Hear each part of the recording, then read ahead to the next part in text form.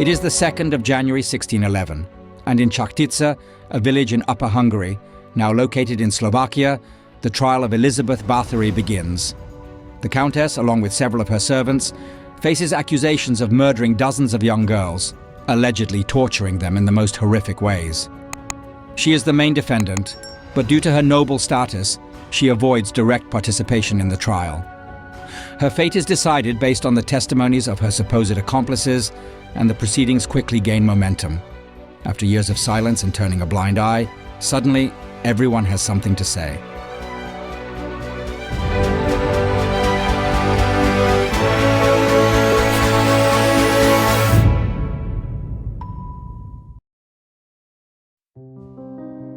Elizabeth was born on August 7, 1560, in the Hungarian village of Nyírbátor, near present-day Romania.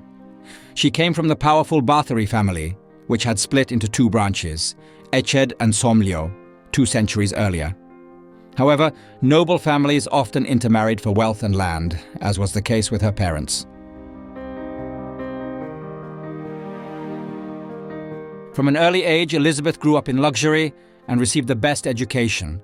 Besides Hungarian, she spoke German, Latin, and Greek. At the same time, she lived in a harsh era, with the growing threat of the Ottoman Empire and executions or torture being a daily occurrence. To secure their county, the Báthory family betrothed 13-year-old Elizabeth to another nobleman, Ferenc Nadasdy. His family owned vast lands reaching present-day Slovakia. The wedding took place on May 8, 1575, in Vranov nad Topľou, and as a wedding gift, 15-year-old Elizabeth received a castle in Čachtice, in nowadays Western Slovakia. She became the Lady of Čachtice.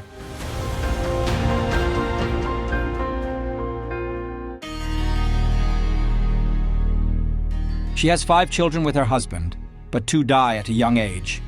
The remaining 3, Anna, Katalin, and Pál, are cared for by a governess. In 1578, Nadasdy is appointed chief captain of the Hungarian army and leaves to fight the Turks. In 1593, the conflict escalates into the Long Turkish War. During this time, Elizabeth manages the family estates and rules a region near the military front. The local people are accustomed to many things, including the occasional disappearance of someone who is never found.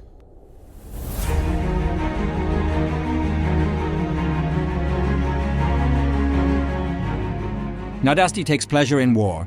He is known for his cruelty and is said to have taught his wife refined methods of punishing servants. In 1601, he begins suffering from crippling pain in his legs and dies in January 1604 from an unknown illness. Before his death, he entrusts his friend György Thorzo with an important task. He will now be responsible for the well-being of his family.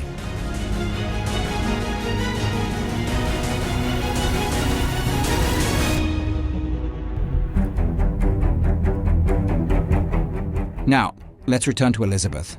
She had been cruel to her servants even before. For example, she was said to push needles under the fingernails of seamstresses if they made mistakes in their stitches. But after her husband's death, her sadistic nature surfaced even more. A key role in this seems to have been played by Anna Davulia, an herbalist and Elizabeth's confidant who became her right hand. What started as punishing servants gradually turned into an obsession. According to later testimonies, she and her accomplices tortured girls with pliers, cut them with knives, or burned them with red-hot irons. She was said to pour freezing water over the girls and leave them to freeze to death, or smear their naked bodies with honey and abandon them to bees and ants. She was also reportedly seen biting chunks of flesh from her victims while they were still alive.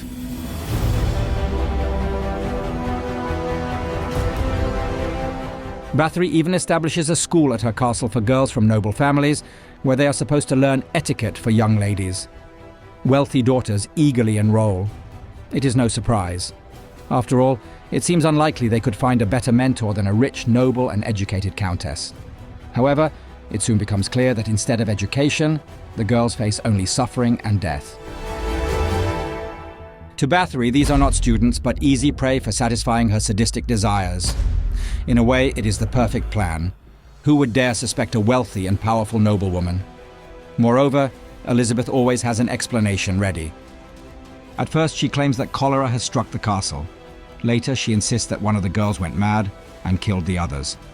But over time, these explanations start to seem far-fetched. First to the parents, then to the local priests who buried the victims.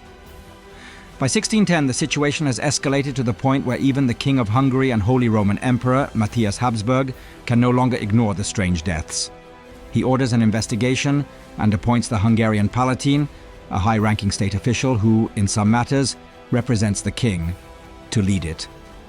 By coincidence, that position is held by György Thorzo, the very same Thorzo who 6 years earlier had promised Elizabeth's dying husband that he would look after the well-being of the family.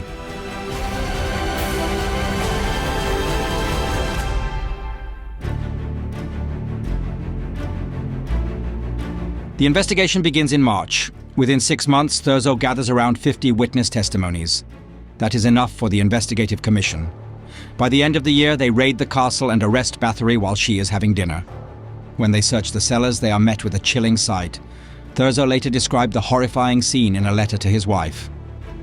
When our people entered the house, they found a dead girl. Another, exhausted from torture, had also died. Besides them, there was another battered woman sitting there, and several others, bound, whom that cursed creature had set aside for another occasion.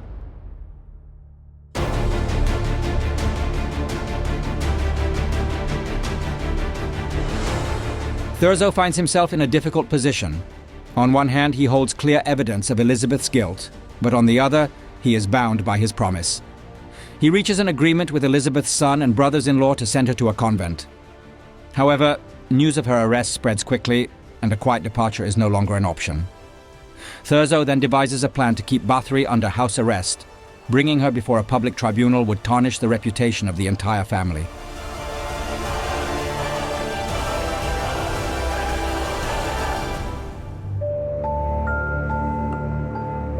Báthory never appeared in court.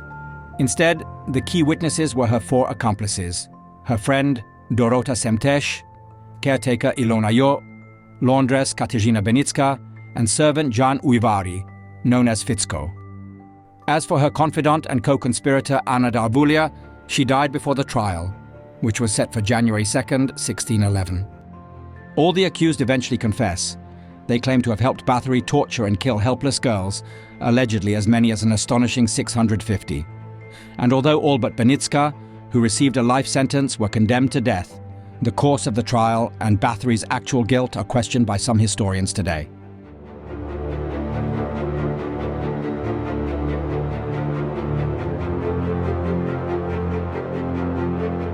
One of the main arguments is that the accomplices only confessed after brutal torture. Many other witnesses had only second-hand information. In fact, only 3 eyewitnesses testified in court, and they changed their statements multiple times during the trial.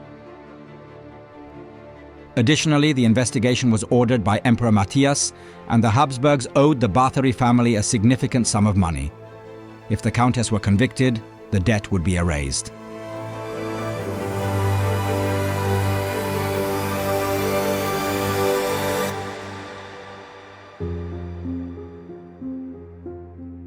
Nevertheless, there is a significant amount of evidence confirming her guilt. Out of more than 300 witnesses questioned, only 4 claimed to know nothing about Báthory's crimes. Many parents testified that their daughters had died while staying at the castle. Numerous servants stated that the bodies of girls buried in Czech bore signs of torture. When the local priest proposed exhumation, Báthory firmly refused. Church records confirm that whenever the Lady of Czech was at the castle, local girls died one after another. Servants reported that they frequently had to wash blood from the castle walls, and that horrifying screams echoed through the corridors. Based on all these testimonies, the court ultimately announced severe sentences.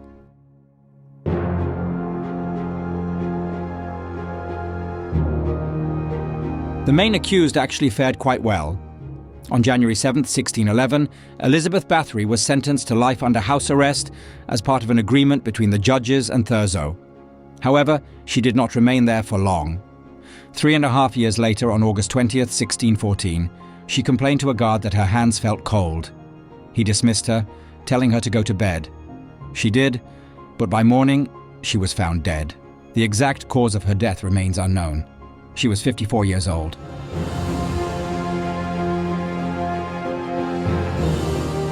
The funeral took place in Czech, but the locals demanded that the Countess's body be moved elsewhere.